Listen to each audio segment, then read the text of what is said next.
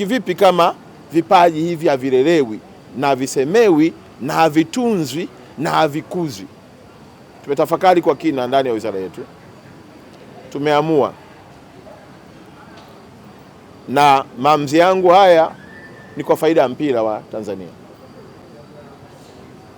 Kwa kuwa timu zetu za taifa zinafanya vizuri, na kwa kuwa vijana hawa wanalibeba taifa kimasomaso, na kwa kuwa Tanzania sasa wamekubali kwamba michezo si tu burudani bali michezo ni uchumi, nimemwapointi au nimemteua Haji Sande Manara kuwa msemaji wa timu zote za taifa na atafanya kazi chini ya BMT. Haji Manara atakuwa na kazi ya kublandi timu zetu za taifa, atakuwa na kazi ya kuonyesha vipaji tulivyo navyo, atakuwa na kazi ya kupeleka ujumbe juu ya taaluma hii na kipaji tulichonacho kama taifa, ili kuchochea hamasa na kuwafanya vijana wawe proud na nchi yao na wawe proud na vipaji walivyokuwa navyo.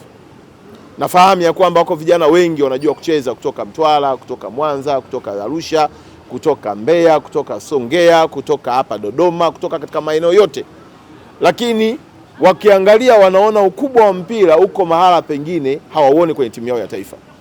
Kwa Haji Manara atafanya kazi chini ya BMT kwa kazi kubwa ya kuhakikisha kwamba timu zetu za taifa zinasemewa. Nimewapa mfano leo hii, under 17 Serengeti Boys wanacheza na Egypt na itarushwa leo saa 1, lakini Watanzania wanajua. Unafahamu ya kwamba Tanzanite Queen wamequalify kwenda World Cup, Tanzania inajua. Unafahamu ya kwamba timu yetu ya Taifa Star sasa hivi iko kwenye mazoezi na mwalimu ameshasuka kikosi, Watanzania wanajua. Sasa kazi ya Haji Manara itakuwa ni kuwajulisha Watanzania juu ya mwenendo wa timu za taifa, juu ya mafanikio ya timu za taifa, ili uwekezaji huu unaofanywa na serikali ya Daktari Samia Suluhu Hassan upate nguvu ya kuongeza hamasa kwa vijana wengi, ili mwisho wa siku tutimize ndoto ya kwenda kucheza World Cup 2026.